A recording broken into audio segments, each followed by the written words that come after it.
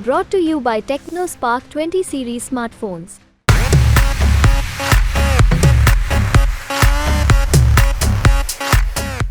लोकसभा चुनाव 2024 से पहले एक बार फिर से वोटिंग मशीन से छेड़छाड़ का मामला उठा है।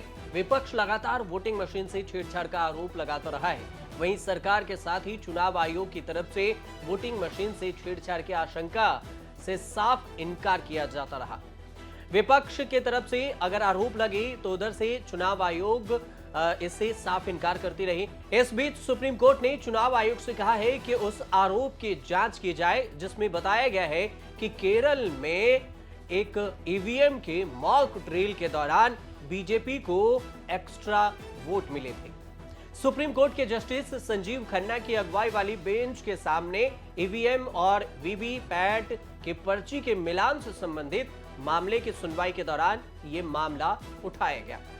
सुप्रीम कोर्ट के जस्टिस थे संजीव खन्ना और सुनवाई के दौरान ही संजीव खन्ना की जो अगुवाई वाली बेंच है उसने इस मामले की सुनवाई की और इस दौरान मौखिक आदेश में चुनाव आयोग से कहा कि वह इस मामले में जो रिपोर्ट आई है उसे चेक करें। केरल में ईवीएम से छेड़छाड़ और दूसरी पार्टियों के वोट बीजेपी को ट्रांसफर करने के आरोपों पर सुप्रीम कोर्ट ने चुनाव आयोग को नोटिस भेजा है। तो वहीं दूसरी तरफ इस पूरे मामले पर कांग्रेस ने सोशल मीडिया प्लेटफॉर्म एक्स पर लिखा, ईवीएम पर बटन कोई दबाए वोट बीजेपी को जाता है। केरल में यह मामला सामने आया है। यही वजह है कि हम कहते हैं राजा की आत्मा ईवीएम में है। हमारी मांग यही है कि वीवीपैट की पर्चियां मतदाताओं को सौंपी जाए। मतदाता उन वीवीपैट पर्चियों को एक अलग पेटी में डालें, फिर उन वीवीपैट पर्चियों की 100% गिनती की जाए। इन मुद्दों को लेकर हमने चुनाव आयोग से कई बार मिलने का वक्त मांगा, लेकिन चुनाव आयोग इस पर बात करने को तैयार नहीं है। अब इस मामले को समझ लीजिए कि आखिर ये केरल का मामला क्या है। दरअसल केरल के कासरगोड का ये मामला है और केरल के स्थानीय मीडिया ने एक रिपोर्ट में दावा किया है कि लोकसभा चुनाव के दौरान एलडीएफ और यूडीएफ उम्मीदवारों के कथित एजेंटों ने 17 अप्रैल को कासरगोड में हुए मॉक पोलिंग में 4 ईवीएम में गलती से बीजेपी के पक्ष में वोट दर्ज किए गए। केरल के दोनों अहम गठबंधन एलडीएफ और यूडीएफ के प्रत्याशियों ने बूथ एजेंटों से इस बात की शिकायत भी दर्ज की। साथ में एजेंटों से यह भी कहा कि वो प्रशासन को इस बात की जानकारी दे और इसका शिकायत दर्ज करे। उसके बाद ये मामला उठने लगा कि आखिर ऐसा हुआ क्यों।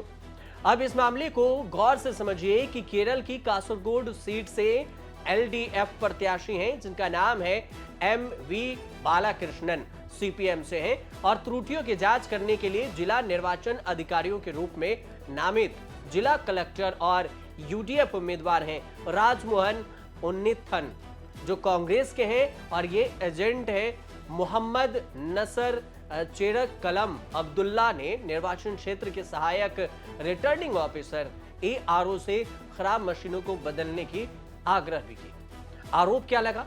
आरोप लगा मीडिया रिपोर्ट में जो बताया गया है कि केरल के दोनों बड़े गठबंधन कासरगोड विधानसभा क्षेत्र में मतदान केंद्रों के लिए ईवीएम के चालू होने के दौरान बीजेपी के कमल को एक्स्ट्रा वोट मिल रहे थे और कांग्रेस का जो सिंबल था हाथ छाप, उस पर वोटिंग मशीनों पर अन्य चिन्हों की अपेक्षा छोटी सी वो चिन्ह लगाई गई थी।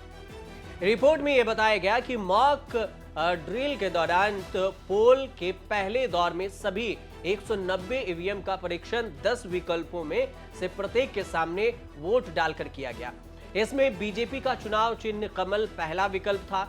अधिकारियों ने एक के साथ 20 मशीनों का परीक्षण किया और जब ईवीएम पर सभी 10 विकल्पों को एक एक कर बार बार दबाया गया तो वीवीपैट ने 4 मशीनों में बीजेपी को 2 वोट दिए। रिपोर्ट के अनुसार से बूथ एजेंट्स ने बताया कि बीजेपी के चुनाव चिन्ह को न दबाए जाने के बाद भी वोट बीजेपी को चला गया। बस इसी पर बवाल हो गया। यानी सीधे शब्दों में अगर समझा जाए तो बिना बीजेपी को वोट किए बीजेपी के कमल को 2 वोट मिल गए।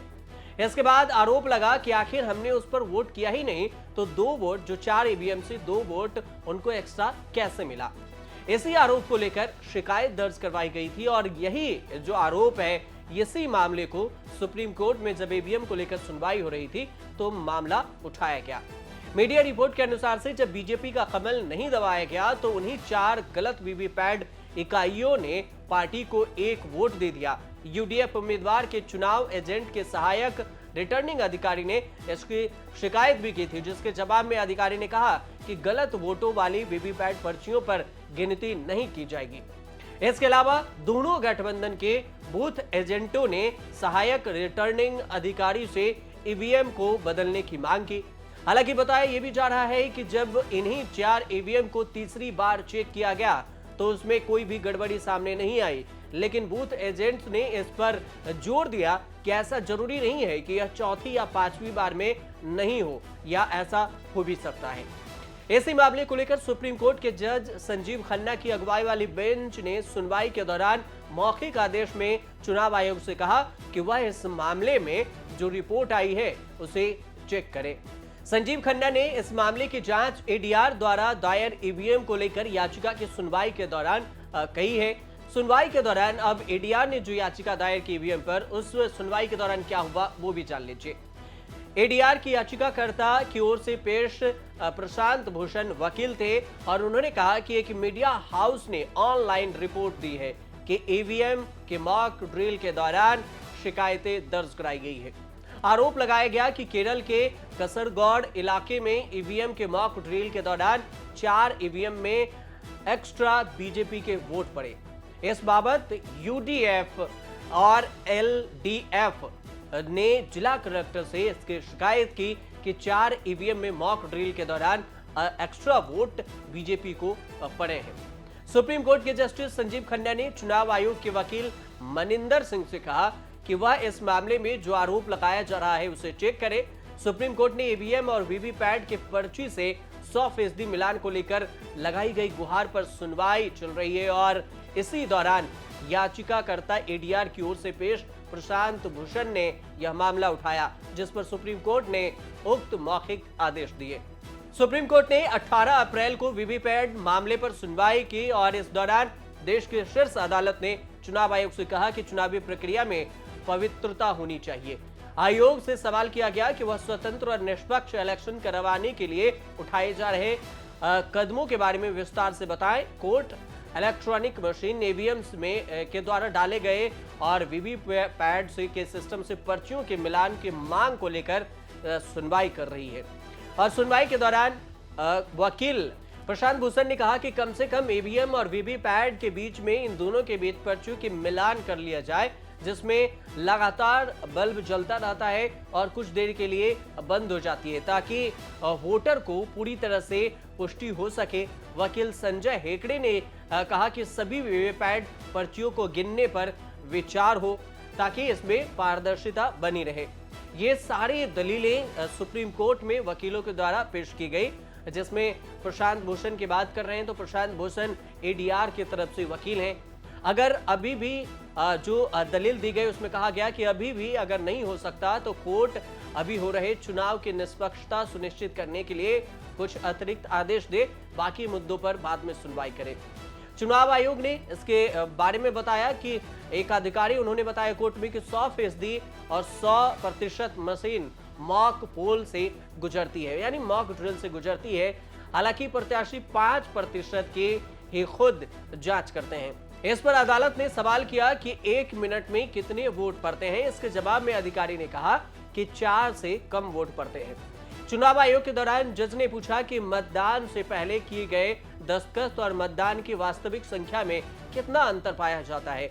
इस पर चुनाव आयोग के एक अधिकारी ने बताया कि ऐसा अंतर नहीं होता। इस आशंका से बचने के लिए ही वोटर को वीवीपैट देखने की सुविधा दी गई है।